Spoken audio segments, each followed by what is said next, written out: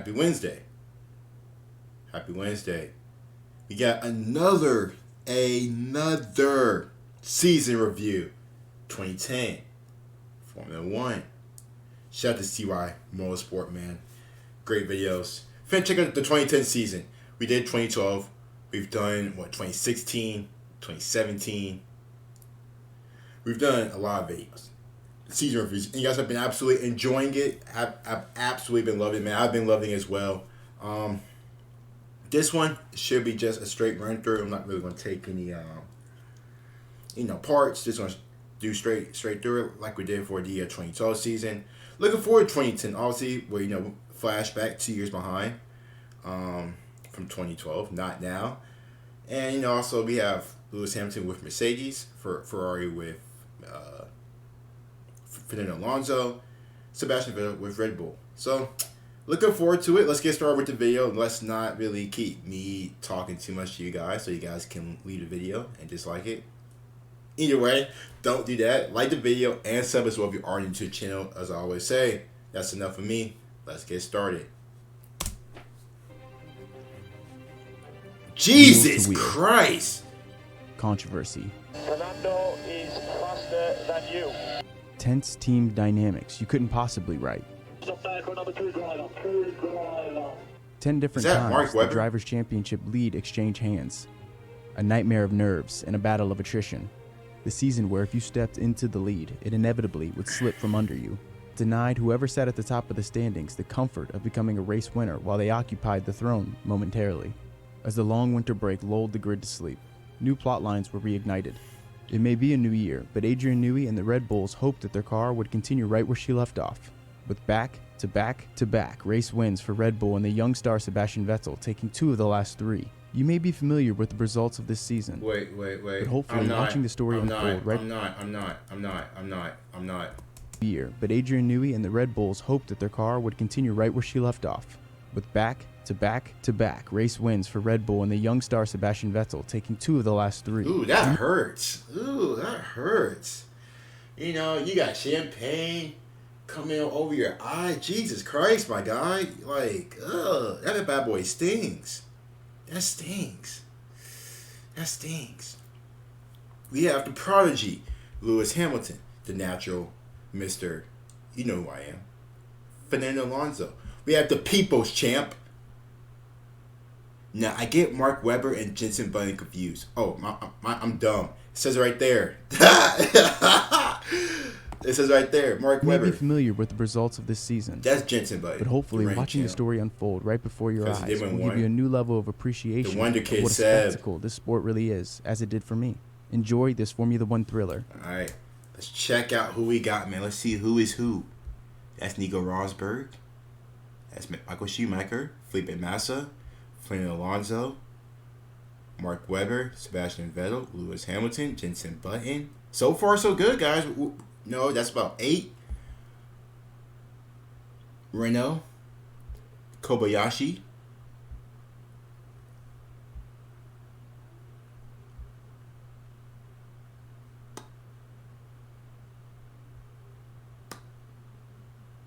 all right, that's it. This is the 2010 season. That's it. Round 1, Bahrain. The season started with Sebastian Vettel taking pole position at the first Grand Prix. Fernando Alonso was driven to make his first outing with Ferrari be strong, as he was following Sebastian Vettel closely in second place with Felipe Massa in third place. Reigning world champion Jenson Button, now driving next to Lewis Hamilton at McLaren, was falling back as his new teammate was pushing on. After a bit of jostling in the top 5 spots, those top teams saw their first pit stop and only pit stop. Both McLarens got the jump on their Mercedes rivals, with Lewis Hamilton now driving in third place. As the race progressed, Sebastian Vettel started to notice that his car was losing power. Oh no. Vettel's mechanical problem, which would later be diagnosed as a spark plug issue, would be too severe, and both of the Ferraris overtook him, with Fernando Alonso taking his victory in the Bahrain Grand Prix, followed closely by Felipe Massa and Lewis Hamilton completing the podium in P3. Ciao, Fernando. Vettel was strong enough to hold off the Silver Arrows as he took 4th place on the day, followed by Nico Rosberg and Michael Schumacher. Round 2. Australia. Aussie land. After a disappointing race for Sebastian Vettel, he was quoted as saying, "I think coming out of Bahrain, we have a very good car. There is no reason why we shouldn't be competitive here." And with that said, Sebastian Vettel took his second consecutive pole position of the 2010 season. Returning from his maiden victory with Ferrari, Fernando Alonso did not have such luck as he was facing the wrong way on the first lap in Australia. Ooh, that's not good. Robert Kubica had a much better start as he was actually classified as P9 through the qualifying session but made his way through the first lap all the way up to P4. Jenson Button decided to be the first car to throw on the slick tires, and it looked like it was something that he might pay for as he slid off the track and into the gravel. Sebastian Vettel began to pad his lead throughout the first stint of the race. Meanwhile, by lap 10, Fernando Alonso has made his way up all the way to 10th place. Of course he did. A third of the way through the race, Nico Rosberg found himself in 5th place, and a consistent drive helped him stay here throughout the remainder of the Grand Prix. Fernando Alonso's careful driving ended up paying off as he saw himself in P4 by the end of the race, capitalizing on what would be a very strong race after the first lap for him. Sebastian Vettel saw a problem while leading the race, but this time, everything fell apart and quickly. By lap 26, he had to retire from the Australian Grand Prix. Jenson Button overtook the lead with Robert Kubica just behind him, and that's how the race finished, with Felipe Massa closely behind Kubica in 3rd place. After the second Grand Prix, we saw Fernando Alonso in 1st place with 37 points, followed closely by his teammate at Ferrari, Felipe Massa, with 30. So, kind of sucks because, Lewis Hamilton, not Lewis Hamilton, Sebastian Vettel before Australia, talking about we have a nice car. Next thing you know, he doesn't finish the race. So not very good start for Sebastian Vettel, obviously for Fernando Alonso, P1 and P4 the first 2 races. Felipe Massa getting there, Jenson Button. 2 different driver winners, first 2 races. Points. Jenson Button just 2 points behind Felipe Massa, with his teammate Lewis Hamilton in 4th place at 23 points, and Nico Rosberg holding strong at 5th place with 20 points. As such, in the Constructors' Championship, Ferrari was 1st place with 70 points, followed closely by McLaren at 54, Mercedes at 29, with Renault and Red Bull both tied at 18. Gotcha. Saturday's Grand Prix at Malaysia proved to be very wet and difficult indeed for both Ferrari and McLaren, as neither of the teams seeing one driver in the qualifying session landed. Wait. My bad. Was not listening. Where are we at? Ferrari was 1st place with 70 points, followed closely by McLaren at 54, Mercedes at 29, with Renault and Red Bull both tied at 18.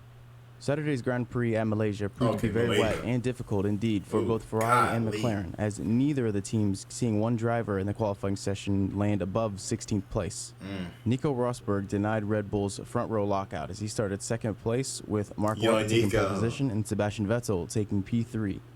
He wouldn't stay in 3rd for long though, as he was able to challenge Nico Rosberg, and by the end of the first lap was able to jump Mark Webber for the lead. Despite the poor start from McLaren and Ferrari, both of the teams saw all of their drivers within the top 10 by the end of lap 26. Vettel would maintain that lead that he grabbed from the first lap of the Grand Prix and end up finishing the race in P1. Mark Webber's efforts were good enough to help Red Bull finish with a 1-2, with Nico Rosberg able to hold off Robert Kubica for 3rd place on the podium. Fernando Alonso's uphill battle this time was not so successful, as his engine gave out and he was classified P13 at the Grand Prix. And despite his teammate Felipe Massa not having the best of races, finishing in P7, he was able to score enough points to put him in 1st position and then Drivers' Championship with 39 points. Hold on, Felipe Massa was slick tough. While we have been doing these these flashback season reviews, Felipe Massa was a very, very solid driver. I think he does have an F1 championship as well, if I'm correct. Fernando Alonso and Sebastian Vettel are now deadlocked in 2nd place with 37 points, with another tie between Jenson Button and Nico Rosberg for 35 points. The Constructors' Championship tightened up dramatically, as Ferrari was now sitting on 76 points in 1st position, with McLaren with 66 points in P2, and the Red Bull 1-2 finish now put them in 3rd place with 61 points. Round 4. China. The Red Bull team carry over their strong performance from the last Grand Prix, and they end up locking out the front row, with Sebastian Vettel this time taking pole position. Red Bull starting to cook closely in 2nd place off the line. Alonso, eager to promote himself from his 3rd place grid start, actually ends up having a jump start to begin the race. Vettel saw his lead evaporate as a turn 6 incident forced a safety car out. In the early stages of the race, rain began to fall much harder. This forced most of the grid to pit for their intermediate tires. Meanwhile, Alonso was given a drive-through penalty for his earlier jump start, which he served at lap 14. The rain picked back up around lap 20, and the drivers at the top of the race, which were Jenson Button, Nico Rosberg, and Robert Kubica, all decided to pit for their intermediates. The rain was off and on, with the final lap of the Grand Prix seeing the strongest downpour. And a Grand Prix that started as a 1-2 lockout for the Red Bulls ended up being a 1-2 finish for the McLarens. Jenson Button took his second victory now in the 2010 season, with Lewis Hamilton just behind him in second place and Nico Rosberg rounding out the podium in P3. Button's driving that day earned him the top spot on the podium and the top spot in the Drivers' Championship, now sitting on 60 points, followed closely by Nico Rosberg with 50 points.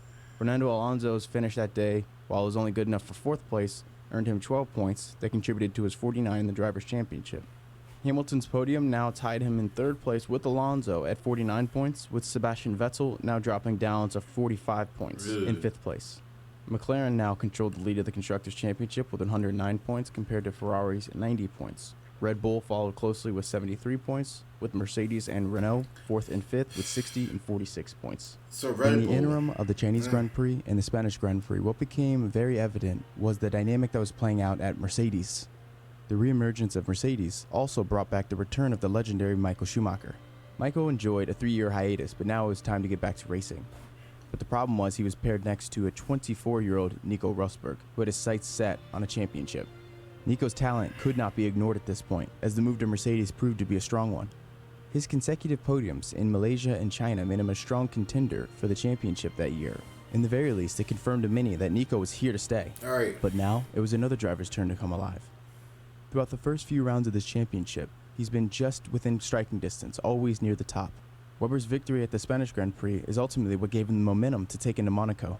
And the Red Bulls were helped in Spain by the fact that Lewis Hamilton had crashed out of second place in his McLaren. The 1-2 finished by the Red Bulls put them at 113 points in third place behind both Ferrari and McLaren. You know what's funny? Even though Red Bulls have like these 1 or 2 like car issues regarding that crash, you know, obviously Sebastian's car going crazy. I think it was with China. And then, you know, just the little it's big stuff like that. When Red Bull are able to finish races, they are pretty good. They are, you know, they're really solid. Like, you know, like we have seen with Sebastian getting a win. Obviously, Mark Webber's starting to cook. But Webber's performance in Monaco is ultimately what put Red Bull ahead of the rest of the constructors that year. Webber was the only driver to drop into the 113s at the Monaco Grand Prix qualifying that year. And despite the fact that the Red Bulls were unable to lock out the front row, with Robert Kubica of the Renault actually splitting the two, Sebastian Vettel was able to make up one grid position and move into second place as the Red Bulls finished 1-2 with Webber taking the victory in Monaco. As for Sebastian, by the time we got to the 6th round in Monaco, he had only won one Grand Prix, seeing the podium 50% of the time. But there's a reason why the 2010 season was so highly regarded amongst fans.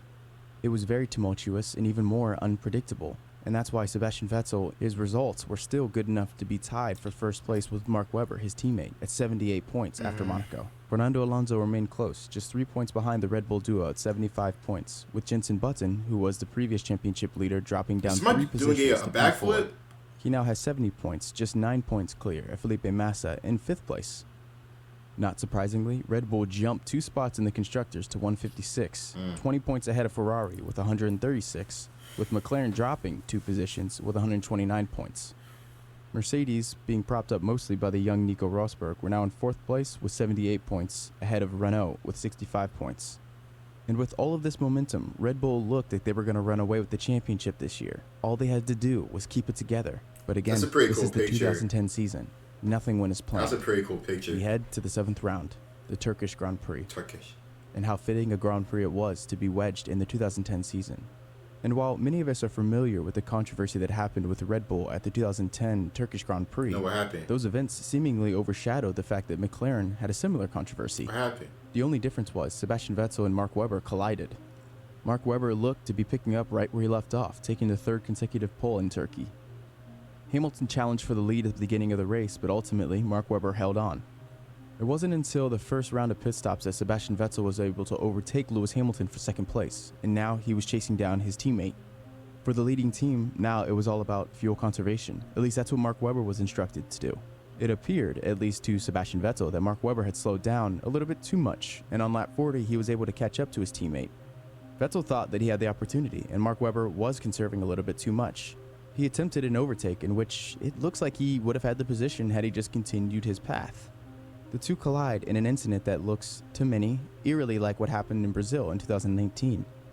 Vettel looked to be worse for the wear of the two Red Bull drivers. He was actually forced to retire from the race. Mark Webber was able to continue, but not after being overtaken by both the McLarens. Again? Similar to the Red Bull drivers, both McLaren drivers were instructed to save fuel. The constructor leaders at the time were cut in half. The McLarens didn't have to race each other. Hamilton was now leading the race after his pit stop error with his teammate right behind him. Similar to Vettel, Jenson Button thought he had an opportunity on lap 48 to actually overtake his teammate despite the fact that they were both supposedly conserving fuel. After rebuffing Jenson Button's attempts to overtake him, Hamilton maintained the lead and ultimately took the race win. After the race, both Helmut Marko and Christian Horner seemed to be implying that it was Mark Webber's fault and that Sebastian Vettel should have been given more room. But I'll let you be the judge. What do you think happened here? If we're in my point of view, from that little 5-second clip, I think Sebastian should have just kept staying a bit outside. You guys know more about that than me, so I'm gonna let you guys answer that, but that's just my 2 cents. Yeah. But Seb wasn't happy though. Interested in this and plus, incident. with that, we have the team principal, Horner and the old dude, both blaming you for the incident. It's kind of like, dang, bro, like that's how you feel, like. Jeez, my guy, like... You can find the link below of a video where I go on and do an in-depth look at this Turkey incident between Red Bull drivers. And with 7 rounds complete, we have our 5th different race champion. Mark Webber maintains his championship lead, but by a very slim margin at 93 points. Jenson Button moves up 2 positions, and Lewis Hamilton behind him moves up 4 positions, as both McLaren drivers also helped the constructors to take a 1-point lead. And while Alonso failed to make any of the major headlines of the recent Grand Prix, he still sat tight in 4th place with 79 points. But I wouldn't count him out just yet. Nope. The incident between Sebastian Vettel and Webber was costly to the German driver. His retirement saw 0 points in that Grand Prix, which dropped him all the way to 5th place to 78 points.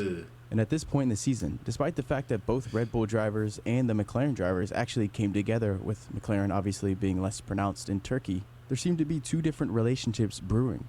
The momentum from the 1-2 finish for McLaren in Turkey propelled ultimately the 1-2 finish that they received in Canada, with Lewis Hamilton taking a pole position and ultimately a back-to-back consecutive race win.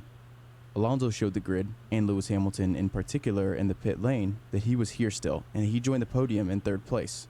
Lewis Hamilton was now the championship leader with 109 points, followed closely by his teammate just 3 I was also thinking, I'm like, Lewis has got to play a part in this. Like, Lewis has got to play a part in this. Mark Webber now fell to 3rd place with 103 points, ahead of Fernando Alonso and Sebastian Vettel in 5th at 90 points. It's not over yet. The constructors' battle continued to swing in favor of McLaren as they took that major haul of points in Canada.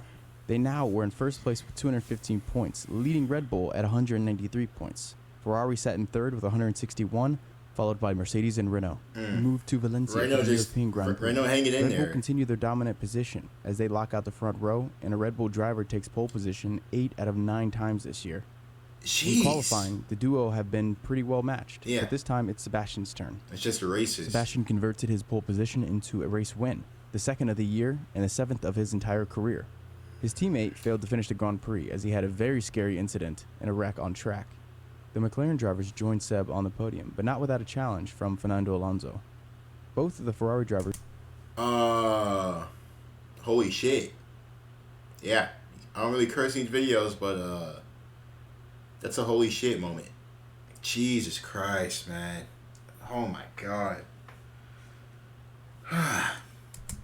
First finished down in the field, as Fernando Alonso finishing 8th place in that Grand Prix, but the race had been fixed. Despite the win, Vettel's heap of points was still not enough to overtake even Jenson Button as he sat in 3rd place. Lewis Hamilton was still in cruise control with 127 points, with Jenson Button just behind him with 121 points. Sebastian Vettel and Mark Webber trailed, and Fernando Alonso still under 100 points at 98. I was scratching my toe. Regained control of the Constructors' Championship as Mark Webber was unable to pull any points, as Ferrari sit in 3rd at 165 in front of Mercedes and Renault. We head to Silverstone for the next Grand Prix. And while we've seen the controversy heat up for the Red Bull team throughout the season, everything comes to a boiling point at Silverstone. Oh, God. Under the backdrop that there has been some type of favoritism towards Sebastian Vettel, that becomes very, very clear as a critical decision is made by the Red Bull team that drives an immovable stake between the 2 drivers. During the free practice session, Sebastian Vettel had a front nose problem where he needed it to be replaced. The problem was the most suitable parts were actually located on the sister car of the Red Bull. It's one thing to take a functioning piece of equipment or part off of a driver's car and give it to their teammate. It's another thing entirely to do it without telling the driver in advance. And while two drivers on track are going to come together, especially if they're in winning cars, that's just going to happen.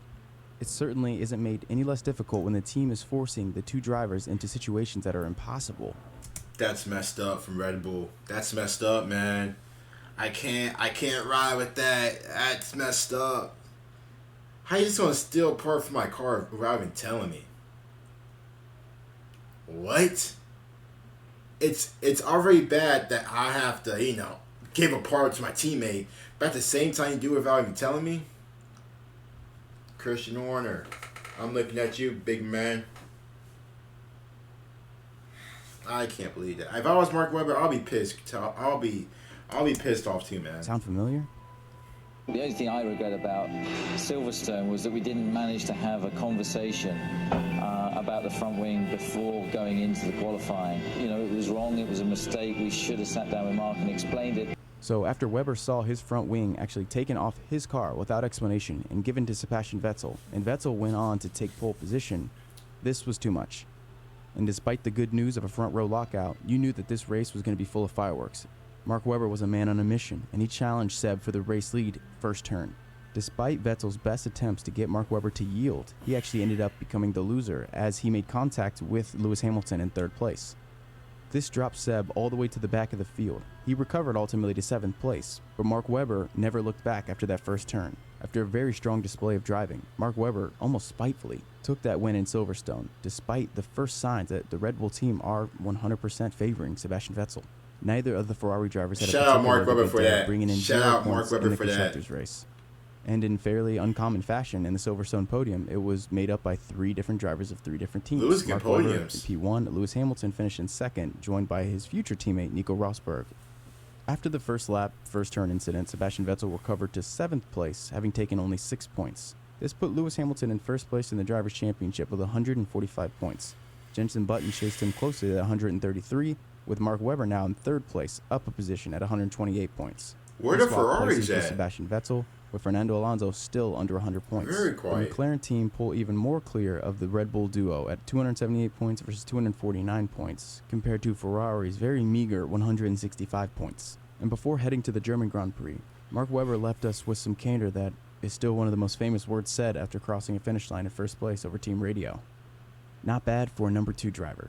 As if the 2010 season wasn't a hard enough battle on everyone. You knew after Silverstone, the gloves were off for everyone. It's fight night. It's time for Hockenheim, round 11. Beyond the halfway mark of the championship season, Fernando Alonso found himself behind, and he needed a magnificent result in Germany.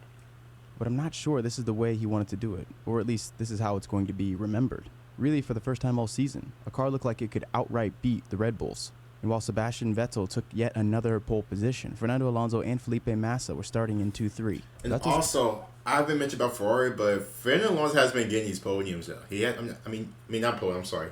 He has been getting some top 3 pole starts. So we just need Fernando Alonso on podiums, man. Both of the Ferrari drivers, as Fernando Alonso quickly overtook him, but it was Felipe Massa who got the better of both of them by the end of turn 2. Ooh. And as the race progressed, it looked as if this is the way it was going to finish, with Felipe Massa P1, Fernando Alonso P2, and Sebastian Vettel P3.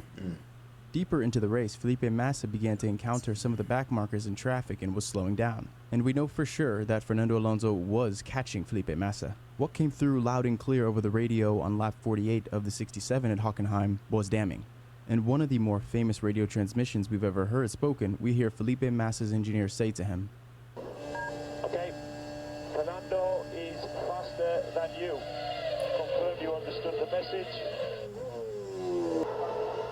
Okay, mate, good lad. Just stick with him now. Sorry.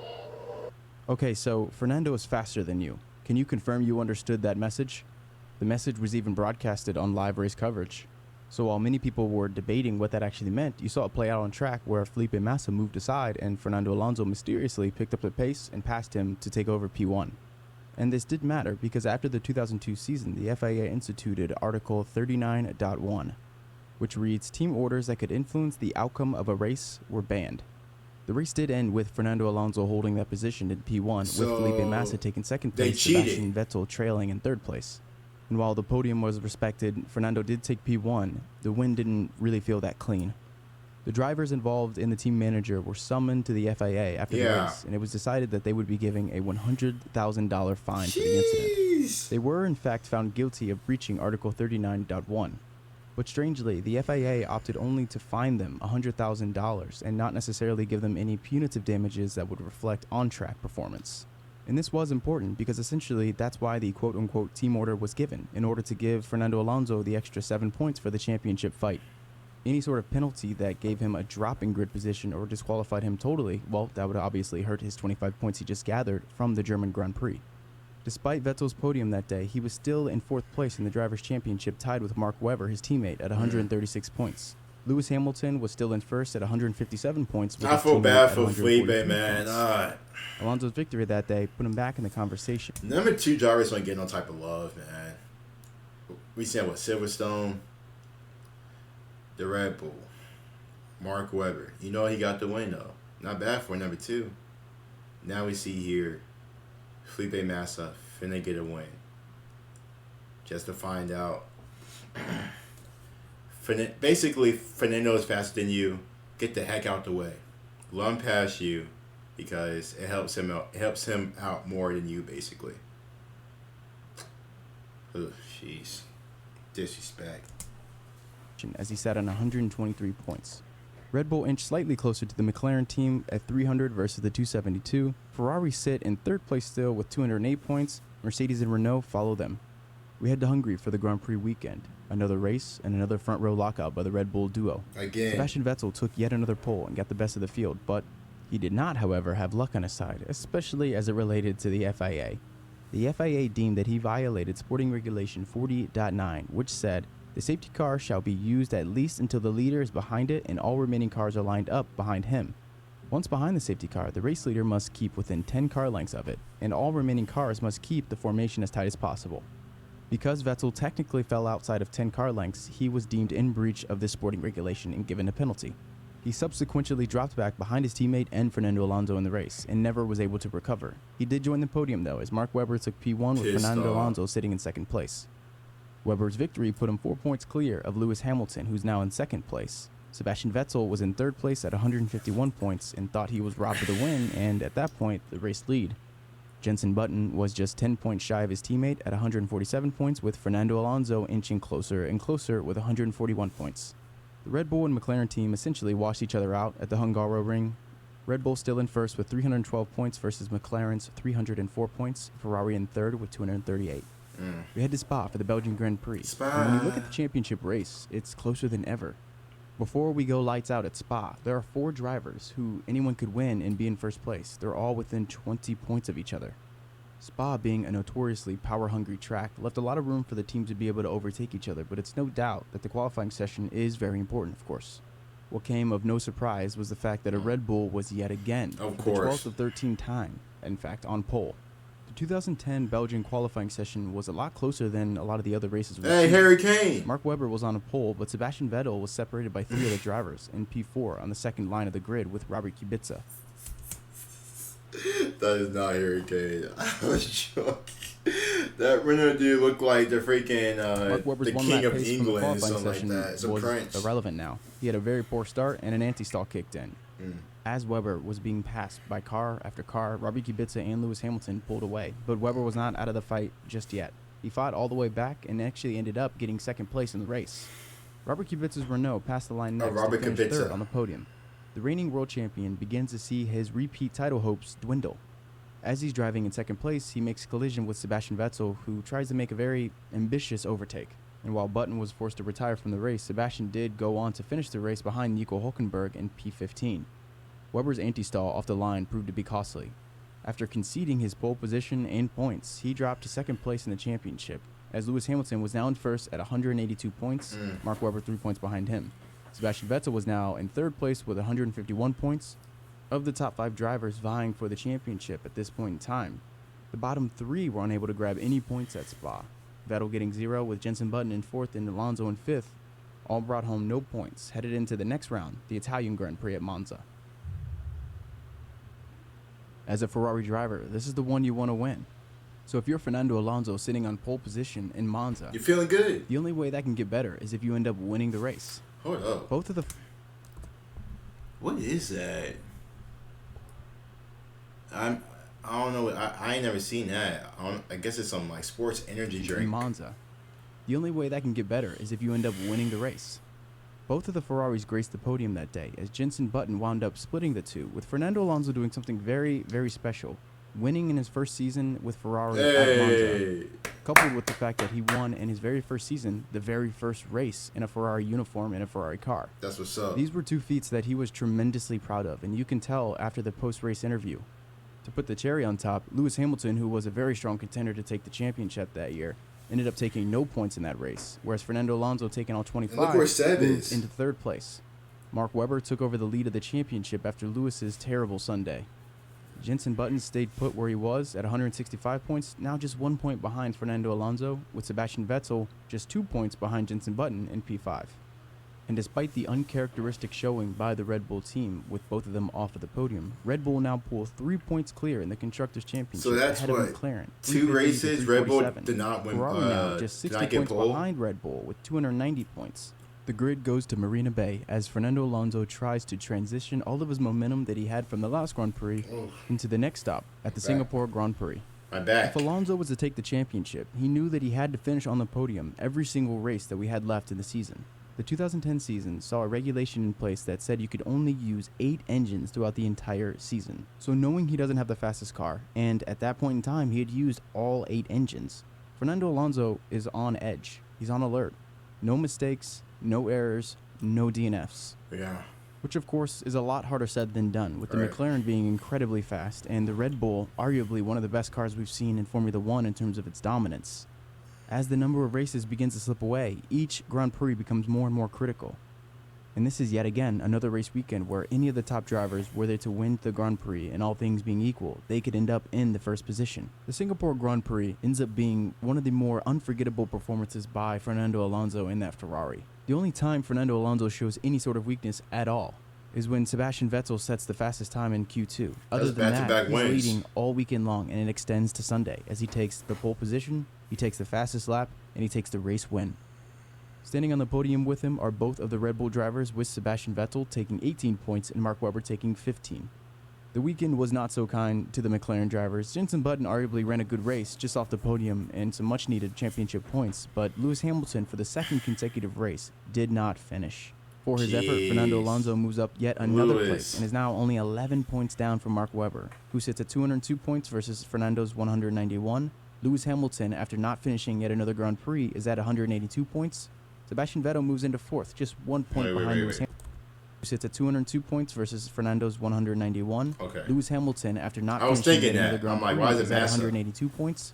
Sebastian Vettel moves into 4th, just 1 point behind Lewis Hamilton. And the current world champion, Jenson Button, in 5th place with 177 points. On the constructors' side, Red Bull earned their 383rd point, followed closely by McLaren at 359, with Ferrari still trailing at 319. We head to the Japanese Grand Prix, where Fernando Alonso hopes to be able to extend all of the momentum he's carrying. Simultaneously, the McLarens are looking to turn some things around. But none of those things ends up coming true. The Red Bull see yet another front row lockout with a 1-2 finish. Sebastian Vettel on pole this time, and that's exactly how it holds in a 1-2 finish, with Sebastian Vettel taking 1st, Mark Webber in 2nd place, and Fernando Alonso takes P3. While Alonso does maintain his goal, it's surely still tough to watch the Red Bulls take 25 and 18 points both. Yeah. But he did still finish the race relatively cleanly without incident, and that's much more that can be said for Lewis Hamilton, whose situation goes from bad to worse. Lucky for him, Lewis is still able to finish the race, but he loses 3rd gear entirely. Now, if you know anything about that Grand Prix, that track is dominated by 3rd gear turns. The final result left Mark Webber running the championship table at 220 points. Fernando Alonso continued his consistent results and got another podium, which left him with 206 points. Not to be outdone by Vettel, who matched Fernando Alonso at 206 points, followed by Lewis Hamilton and Jenson Button in 4th and 5th. Mark Webber is driving very, very well. Red Bull really, the whole, in general, I've been driving well except for those like DNS. But, I mean, for them to get pulled every race besides like 2, man, that's pretty good. That's very, very good. It seems like Lewis Hamilton is just slowly fading out of the the championship window. So it seems like it's the battle between the Red Bulls and Fernando Alonso. So let's see what happens, man. Looking forward to it. Let's get it. And despite the championship, It's been good so being far, so man. close Very, to the very driver's good so side, far. the constructor's side saw a bit more of a favor towards the Red Bull team at 426 points. The McLaren duo were still in the race, but it was going to be a tough fight to catch the Red Bull. They held about the same points advantage over the Ferrari in P3 with 334 points. The 17th round of the Formula One season saw a couple firsts for the entire grid. This was the first Korean Grand Prix held at the Korea International Circuit. What wasn't a first was the fact that the Red Bulls had found themselves in a front row lockout, going 1-2 with Sebastian Vettel taking pole position, yet again for the 9th time this season. But it was the first time that we saw both Red Bulls pull 0 points for the weekend. As much as people might like to suggest, Newey's RB6 was not immune to issues, and Sebastian Vettel actually suffered an engine failure. Mark Webber was forced to retire due to collision. The current leaders in the Constructors' Championship left the door wide open, but that doesn't mean that it was going to be an easy race. Mother Nature certainly made it difficult with wet conditions all around. Given the situation, McLaren would have liked to have taken the points off of Red Bull, but it was only Lewis Hamilton who was able to step up, as Jenson Button was good enough for 12th place and 0 points in the day. Lewis Hamilton, however, split the Ferrari drivers, who actually came in 1st and 3rd. Fernando Alonso did the amazing. He crossed the finish line first at the inaugural Korean Grand Prix. Aside from the Singapore Grand Prix, and arguably maybe even just as important, this result for Fernando Alonso was critical, absolutely critical for his race and his chances in the 2010 season. Fernando Alonso's quiet but consistent podium-grabbing season had now landed him in the first-place championship spot. A massive blow for Webber. Let's go, hey, Fernando Alonso. Remember a few races back, Fernando's real shot of winning championship was he had to get podiums every race. He's done it. He's gotten wins. He's gotten podiums. And I think he said he knows his car wasn't the fastest, but he's still just leading the car, being the absolute dog that he is. And now getting in first place, man. Shout out to Fernando. Down to Fernando Alonso with Lewis Hamilton. Look at 7, 4 behind Webber. And arguably having the most turbulent season at the top of the grid, Sebastian Vettel is now in 4th place with 206 points. Despite being a race win behind Fernando Alonso, you get the sense that Sebastian Vettel, it's going to be very difficult to actually catch him, considering the string of performances he's done all season long, and the fact that he's on a mission with just 2 races left. Right. But it wouldn't have been one of the most exciting seasons we've had in Formula One if they weren't all ready to fight. So we go to the Brazilian Grand Prix for round 18. Okay. The Red Bull drivers did finish next to each other in the qualifying session. Who's They that? were outdone by one man. Schumacher. One driver finished better than both Vettel and Mark Webber. Schumacher. It wasn't Lewis Hamilton. It wasn't Fernando Alonso. It wasn't Felipe Massa. It was Nico Hülkenberg. Oh, After what? finishing a full second behind.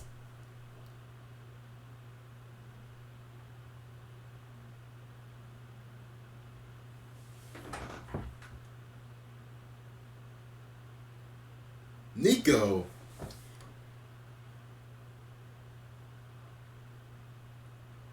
Him and Barrichello, P1, P6. God, Force India sucked. Behind Alonso, who was Q1 leader, and then finishing another half a second behind Mark Webber, who was Q2 leader. Nico Hülkenberg was the only driver that weekend to dip into the 114s during the qualifying round. He took pole position in Brazil and was joined by Sebastian Vettel on the front row. Mark Webber and Lewis Hamilton, both vying for the title, were on the second row, with Fernando Alonso starting 5th. Not the best start if he was hoping to distance himself that weekend. And the penultimate round in the 2010 season went off relatively cleanly.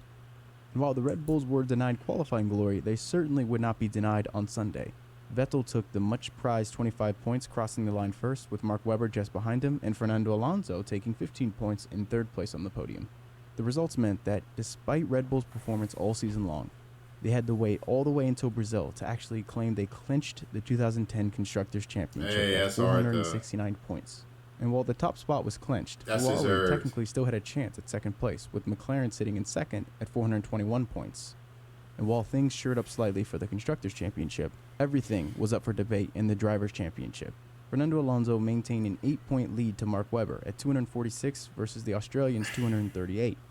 Sebastian Vettel was in 3rd place, but the second-place driver of the Red Bull team at 231 points. And despite being demoted to 4th place, Hamilton at 222 points was mathematically still in the hunt for the Drivers' Championship. He still is. Button's gone, Jenson Button's 199 points was good enough for 5th place, but he was out of the title championship hunt. Final race of the 2010 Formula One season. 4 drivers in contention for the world title. At that time, many media outlets were claiming that Sebastian Vettel was the least likely to actually win the title. Of the Red Bull duo, it was thought that Mark Webber might actually win, with Sebastian Vettel potentially helping him out on race strategy. Of course, that was all speculation, and from what we know about Sebastian Vettel now, all these years later, that was never going to happen. And it's a good thing he didn't. Sebastian Vettel had an almost flawless qualifying session, being the fastest car in 2 of the 3 sessions. He ended up taking pole position, joined by Lewis Hamilton, who at the current time was the youngest world champion, Sebastian Vettel hoping to usurp that role. 2-time world champion Fernando Alonso started P3 on the 2nd row.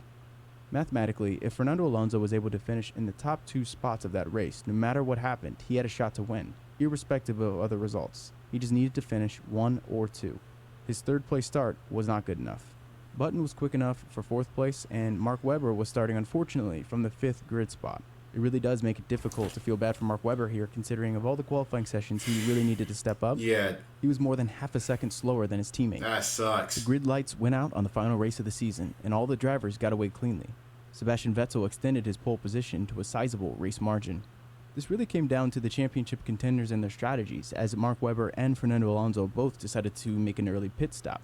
Comparatively, the smarter strategy appeared to be what Sebastian Vettel and Lewis Hamilton ended up doing, which was running late.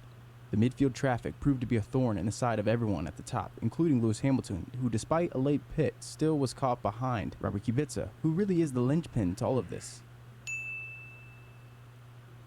He really was the reason why Vettel was able to cruise to his victory. Hamilton had no luck passing Robert Kubica, who ran extremely late into the race on his worn tires. Kubica 40 laps. Jesus. So he was what? Just cog blocking basically? Like, listen, you ain't gonna win it. He like, Fernando, you ain't gonna win it, baby. You're not winning this. First pit stop on lap 46, but it wasn't just Hamilton who struggled to pass him. After he finally pitted from 2nd place, he returned to the track in 6th place, and this included being in front of Alonso and Webber. Despite everyone's best attempts and Lewis Hamilton's quick pace there at the end of the race, Sebastian Vettel ended up winning the Grand Prix and essentially winning the championship blind. He truly didn't have an idea of where everyone was until they finished. Even starting the Grand Prix from pole, a lot of things still need to occur for you to take the championship if you're Sebastian Vettel at that point. He was quoted after the race as saying, "To be honest, I didn't know anything until I crossed the checkered flag. The last 10 laps I was wondering as my race engineer every lap was trying to give some advice and trying to help me carry the car home. I was thinking, why is this guy nervous? He must be in a bloody good position." Vettel's win that day was strong enough to clinch the Drivers' Championship. By Fernando 4 Alonso freaking finished 2nd place, 4 points behind the then youngest world champion. Mark Webber, who was ahead of Sebastian Vettel going into the championship, finished 3rd with 242 points. The McLaren duo of Lewis Hamilton and Jenson Button finished 240 points and 214 points. The 2010 season really was a jumping off point for Sebastian Vettel, and you see what happened in the rest of his career at Red Bull, and especially the next 3 world titles that would follow this one, spoiler. All of this comes at a critical juncture in where he is today, as we start the 2020 season, a decade later. I can confirm to you now that it's by no accident that I decided to make the 2010 and 2012 reviews this robust and in-depth ahead of the 2020 season. Just a decade after his first world title, Sebastian Vettel's legacy is in question. And if you haven't seen the 2012 season review, you should check it out. But even after you just watch this one, you have to start to wonder, does a spark like that leave a champion? Many times, Sebastian Vettel was considered out of the championship. He was written off. The only thing we know for sure is we have the full 2020 season to see how he responds. But who will show up in the cockpit? Who will be there at winter testing? The 2012 season Sebastian Vettel, the one who fought to the very end? Or will it be the Vettel that we've all known recently, the one that's been susceptible to spins, the one who has been bested in his first year at Ferrari, a young, hungry talent in Charles Leclerc? Whatever happens, let's just hope it's anywhere near as interesting as the 2010 Formula One season. Thank you for checking this out. If I had to compare the 2010-2012 season, Sebastian's first and his third, man, I think 2012 started good because we had different drivers winning early on, but 2010 was, I think 2010 because of just the drama that was in it. We had the Ferrari issue, we had the Red Bull issue. I mean, you had Nico Rosberg getting into the mix. Nico Hülkenberg getting pole with the last race, second last race of this season. And then, Fernando Alonso not being able to pass the Renault car at the end of the last race. Well, incredible. Absolutely incredible what season this was. I enjoyed it. Very, very long video. But I absolutely enjoyed it. Hope you guys did enjoy as well. Hope you guys did stay on as well. Don't forget to like the video and sub as well as always. Stay safe. Stay amazing. Peace.